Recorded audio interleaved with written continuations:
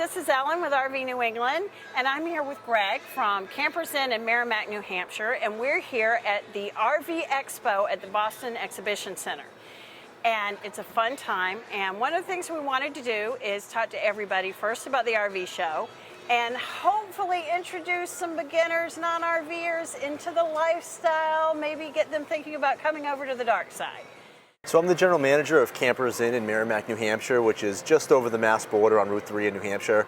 We're one of 4 Campers Inns in New England, and we have 26 across the country. Yep. So we're still a family-owned, small dealership with just a lot of locations to service our customers. And we're here at the RV show. We have 42 units. We have the largest space in the RV show, so there's a lot of big dealers and mom and pop dealers. So you have a good range of dealerships to deal with when you come here to check out some RVs at the RV show. Now, what do you like best about coming to the RV show?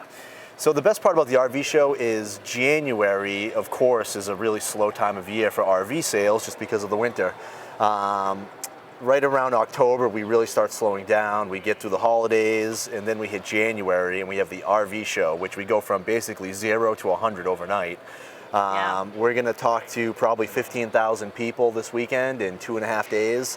We're going to sell a lot of RVs. We're going to make a lot of relationships with people that'll come in later on in the year and buy RVs. But it's just a great way to kick off the season, and this is usually where the season takes off for us.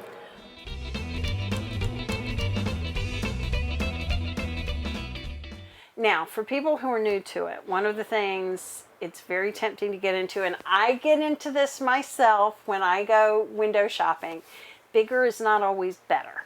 No, it really depends on how you plan on using your camper. For instance, there are certain national parks that won't let you in if you're above 20 feet. And we sell a lot of pop-up campers to those customers because it's under 20 feet, but then they can pop out the tent ends, and now they have a lot more living space. You also have B vans, which are just the size of a van you see going down the road. They don't have any slides, but there's an RV inside. Well, the advantage of that is you can camp in that, but you can also park that in any parking space in Walmart or go through a drive-through and get a coffee and drive it like a regular car. And a lot of people want that experience when they're driving down the road. They don't want the feeling of driving a big RV. They want a car that they can sleep in. Yeah. And that's what the B van's for. So size-wise, there are a lot of site limitations. The bigger you get, the bigger your truck needs to be to tow it if it's a towable. And some of these trucks can be 3 or 4 times the amount that you spend on your RV by the time you get the biggest truck. So really bigger, sure, it gets you a lot more space, but as far as RVs are concerned, sometimes it does limit to where you can go and what you need to tow it with. And I'm glad you mentioned that about tow capacity because it doesn't get talked about a lot. I remember one time we were shopping for a new travel trailer, and we had a smaller truck. We had a 1500, and we had a salesperson at a different dealership try to talk us into a travel trailer that was dangerously over our tow capacity. And so that's something, I think when you look for a dealer, you need to find someone who's ethical and responsible about respecting the tow capacity of your truck, because you can be pulled over and you can be ticketed and fined. Yep, and each trailer has a GVW on it, and that's the total weight. So, for instance, if this trailer weighs 6,500 pounds, it might have a GVW at 8,000 pounds. Well, that 8,000 pounds is supposed to include all the cargo that you have in the trailer, as well as any passengers other than the 2 that are sitting in the front seat of the truck. So, you have to take into account extra passengers other than 2 adults, all the cargo you have. If you are traveling with holding tanks that are full of liquid, that adds a lot of weight as well. So this particular RV, GVW 8,000 pounds, we would not sell it to a customer unless their truck was rated for 8,000 pounds plus. Yeah, that's a big deal, because when I'm window shopping, that's what I get reminded of every time.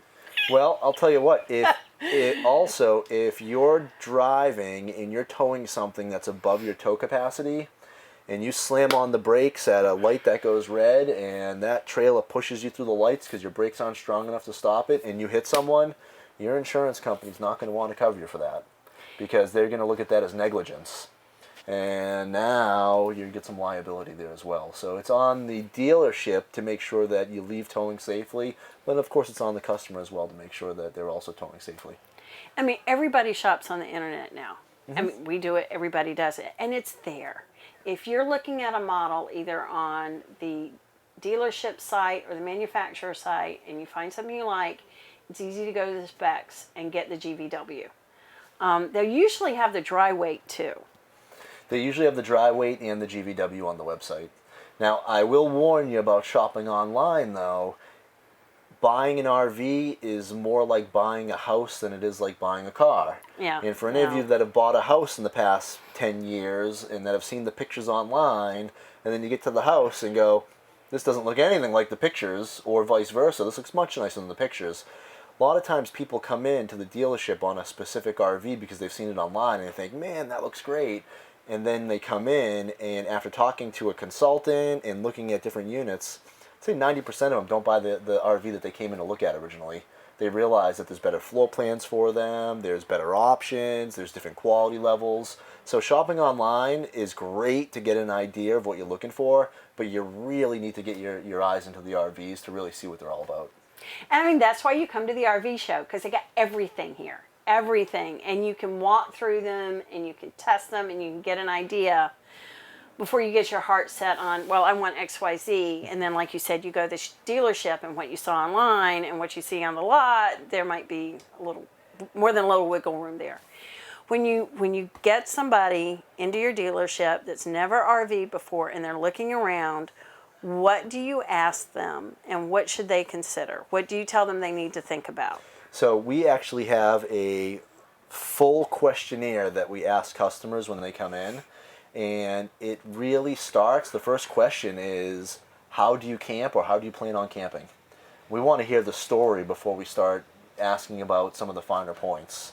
I plan on taking my family away on weekends, or I plan on driving across the country with it. These are things that the consultants need to know so that they can start coming up with the right unit for you. Then we'll start asking sleeping. How many people are going to be sleeping? Is it going to be you, some children? How old are the kids? So then we can figure out what we need for sleeping capacity. We're going to ask about your tow vehicle. Once you give us your tow vehicle, we're not going to trust that you know your exact tow rating. So what we do is, once we find out what the year, make, and model of your truck is, we actually look it up ourselves and verify it. Sometimes trucks have 10 different tow ratings depending on axle ratios and engine sizes. Yep. So a lot of times the RV matchmaker at Campers Inn will actually call a dealership and give the VIN number of your truck on your behalf in order to get the exact tow rating for you. So we get the tow rating, then we start finding out, budget. Obviously, there are RVs that start off brand new at, $10,000 and go up to $1 million, depending on what you're looking for and how you plan on using it. So budget's really important to customers, and we respect that. So we're going to find out where you want your monthly payments to be, how much money you have to put down.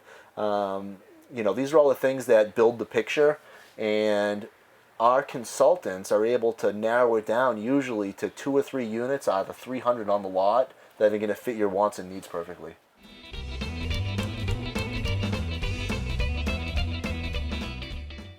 One thing to keep in mind also about budget is insurance, because not only are you going to have that monthly payment, you're going to insure it just like you do your car or your house. And the other thing is, if you're in an area where you're going to need to store it in the winter, because up here in New England with all the snow, it's called RV New England because we're up here, and you have either no place to store it because either your homeowners association doesn't allow you to store it during the winter there, or you just have a small lot and a small driveway and you don't want it blocking your cars, the cost of storing that when you're not using it is something else to put in that budget. So it's not just the payment on the RV. And the other thing to keep in your budget is also the costs, I think, are minimal for maintaining an RV, but you do here in New England have to winterize it if you're not going to take it out in the winter, which means it's nominal, but you need to treat the tanks. You need to empty them. You need to pressurize them. Are you going to cover it? So there's some maintenance costs. There's some upkeep costs. And then, of course, the insurance and the storage if you're going to do it. So that also comes into the budget. Well, even to keep your warranties active on a brand new RV, the manufacturers want you to inspect your roof seals every 90 days. So now you might be doing some roof resealing here and there. I mean, the top of an RV is just facing the sun all day, and it can dry out some of those seals. RV maintenance is really important because it is a house that's built by hand out in Indiana, and it drives 900 miles to get here. Every time you're on the highway, you're going through a hurricane, 70-mile-an-hour winds. And between potholes and wind, and things do shift and move around, and there's lots of adjustments that you're going to need to do to your RV for the life of it. So if anyone promises you a zero maintenance RV, they're lying to you, just because of the nature of the beast. Keep walking. Yeah. But if you do your research and you buy really good brands like Grand Design or Keystone or Rockwood or Coachman or some of the really great brands that we carry, the reason why we carry them is because it's better for our customers that they have less maintenance. You know, it's better for our service departments that people aren't coming back all the time with issues with their RV. So you certainly want to do your research and make sure you get the best brands possible for your money as well.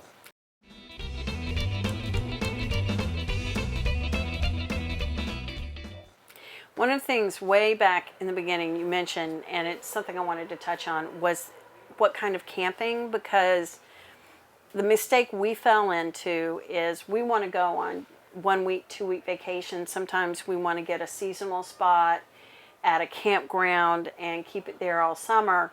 But what we bought was better suited to a weekender because it won't hold a lot of food. It doesn't store a lot of clothes. And so when we went on a week to 10-day vacation that was like 800 miles away, we found that we were constantly having to go to the grocery store because the fridge was a little too small. We were having to do laundry more than I want to do laundry on vacation, which is I never want to do laundry when I'm on vacation. So it didn't hold enough clothes, you know, things like that. Whereas, you know, just to go away for 3 days, it had always worked.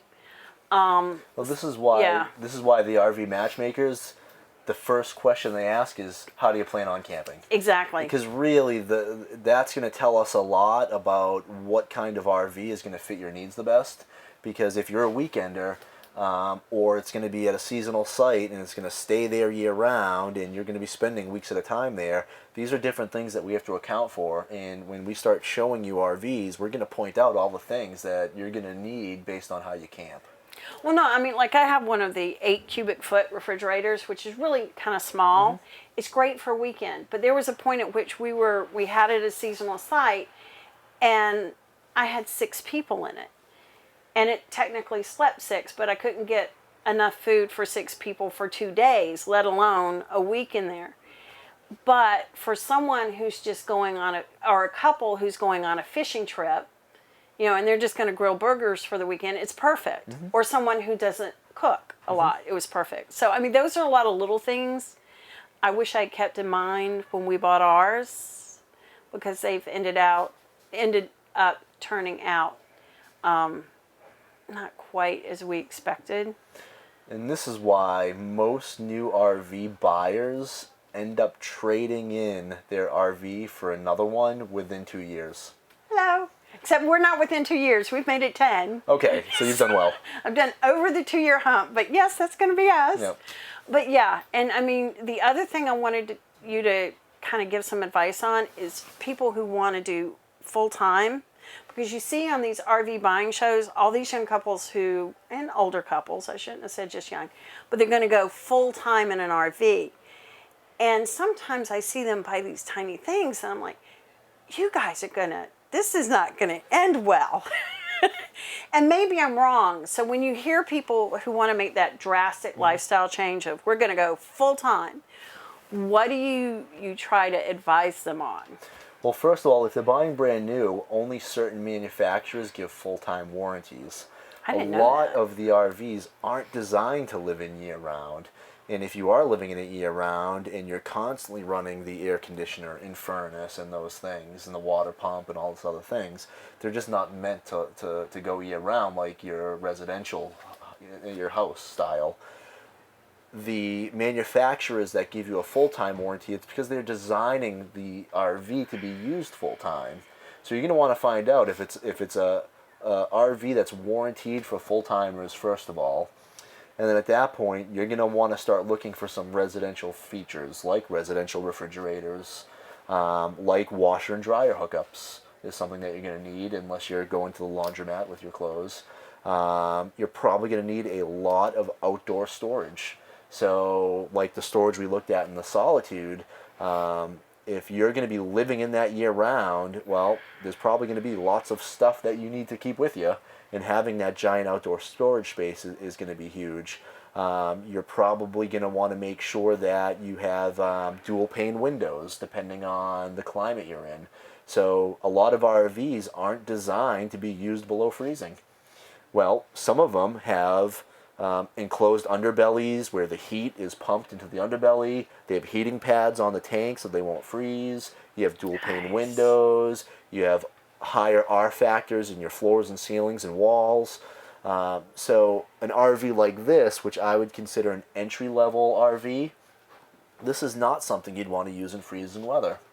This is probably not something the way it's designed, because it only has one air conditioner, to be used, say, in Florida in the middle of the summer. You're going to want to get something that has an extra air conditioner. So there's certain things that if you're going to go full time, you have to look at your climate, you have to look at your storage, you have to look at your warranties, you have to look at your ability to refrigerate enough food and do your laundry and stuff like that. So you really got to shop for it like it's a house, and you got to ask some of these questions to your consultant to make sure that you're not getting an RV that's going to fail on you depending on the climate and stuff like that. So a lot of these RV buying shows that we see on cable that I tend to watch for 3 and 4 hours at a stretch, they're not really telling the whole story then. When they show a couple just going in and buying an RV and say, we're going to live in it full time. Yeah, it's certainly a different process than that. And most people that come to the dealership to look at RVs spend between 2, 3, sometimes 4 or 5 hours in and out of the different RVs, seeing the different options, the different floor plans, the different brands, the different options that come in each brand, advantages, disadvantages, price points. It's the reason why we have to keep 300 of them on the lot. There's just so many different variations that the show that in a half hour they look at 3 RVs, say this one's pretty, we'll take it, is kind of not the reality of things. It's really condensed. And it's kind of like those home buyer shows as well, where it shows someone look at 3 homes and buy one. In reality, most home buyers probably look at 10 to 15 homes in a couple hours each and driving around trying to find it. So the process is a little bit more tenuous than they make it look like on TV, but we try to make it as smooth as possible because we obviously want the customers to have a good experience. And it's not like buying a refrigerator or a car or an appliance. You're coming in to buy a dream and to use this recreationally. Some people are using it as part of their retirement. People are getting away with families. So the experience of buying needs to be just as good as the experience as using it, and we try to do that the best we can. They're good. And I think that's really important for people to keep in mind, because there's a lot of this glamorizing it on TV, and it's wonderful, don't get me wrong. That's why I do a show called RV New England, because I love it. But there's a lot more work into buying it, and there's a lot more work into doing it than you can see, like you said, on a half an hour TV show. Of course.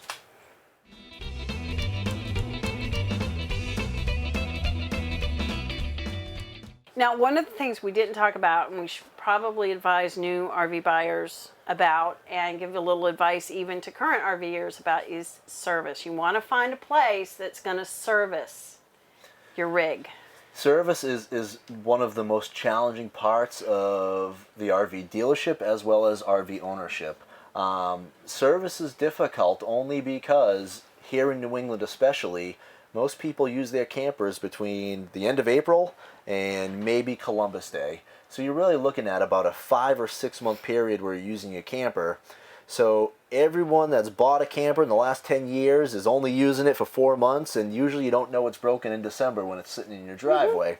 So you go to plug in the middle of April and you want to start camping, you realize something's wrong, you call up the RV dealership. Well, it's probably a couple thousand people calling at the same time with a similar problem. So, we do advise people, hopefully you're handy, just like at home, and if something comes up, unless it's something catastrophic, you're able to still camp with a lot of the stuff that can go wrong. But of course, if it's an air conditioner in the summer, or it's a furnace in the colder weather, or your slides aren't going out, we're going to get you in as fast as we possibly can and get you back on the road and camping. But service is definitely one of the things that you want to have a good service center. You want to make sure that, The service center should be bigger than the showroom when you're looking at an RV dealership. And if didn't they know only that. have 2 service bays, but they have 10 units in the showroom, well, they're concentrating more on selling than they are on servicing. So you want to take a look at your dealership and make sure that they have a big service center. You want to make sure that the staff is trained. All of our technicians are certified through RVIA, which means they're actually getting training on all the components of an RV, and that's constantly updated every year. So as new technology comes out, our technicians are up to date on it, and they can fix anything that comes in or any problem. So there's a lot of things to consider. You certainly want a dealership that's going to, be able to service you timely, have multiple locations in case you're on the road and you run into any issues, have a big enough network where, the more parts you buy, the cheaper you can get them, which means we can get discounts for our customers when we're buying parts from manufacturers. So stuff like that is to consider when you're RV shopping. And unlike the car industry, where you buy a Honda at any Honda dealership in the country, you pull into the next Honda dealership and they pull it on in, we service it. Well, the RV industry is not the same. Problem is, we don't have enough time in season to service all the customers on the road. So we have to give our priority appointments to our own customers. Okay. So unfortunately, if you pull in June and you bought your RV elsewhere, we're going to try to make you an appointment as soon as we can. But if our own customers have us booked up for 6 to 8 weeks, you're going to have to come after them. So when you're buying an RV, you have to take into account what kind of service center they have just versus what's near you. So that's really important. Personal experience, I think before you go out every spring, you should probably do an inspection. Yeah, and water is the most catastrophic problem with RVs. Mm-hmm. So your roof seals and your roof membrane and how it's built is so important, because if water starts getting into the walls or into the ceiling, it doesn't take long for your RV to really be ruined, to be totaled. So your roof seals are super important to keep up on.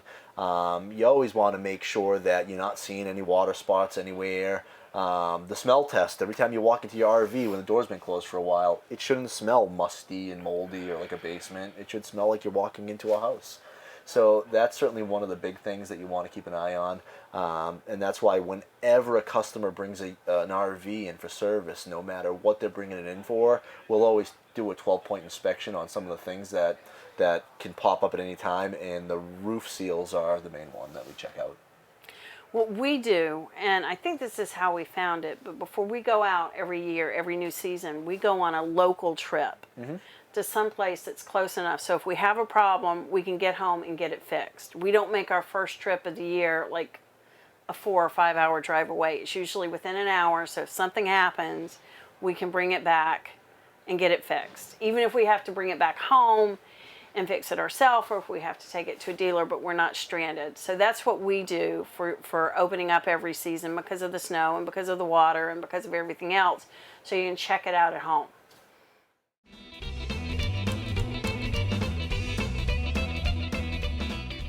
So why don't you give us some information on how we can get in touch with you, where you are, your website, all of your contact, because I think people are going to be wanting to look you up. So the best way to get a hold of us is at camperzinn.com, and that's N-I-N-N, Camperzinn. We have 4 New England locations, one in Raynham, Massachusetts, one in Union, Connecticut, right on 84, as well as one in Kingston, New Hampshire, and of course where I'm located in Merrimack, New Hampshire. So the nice part is we're able to service you if you're in different parts of New England. And we have 26 locations all the way down to Florida and out to North Dakota. So as you're traveling down 95 on your way to Florida, you're actually going to pass 6 or 7 Campers Inns, where if you have any issues on the road, we can help you out. Well, thank you. Do you have anything else you want us to see? I'm wondering if we should maybe see a motorhome? Yes. Okay, we're going to...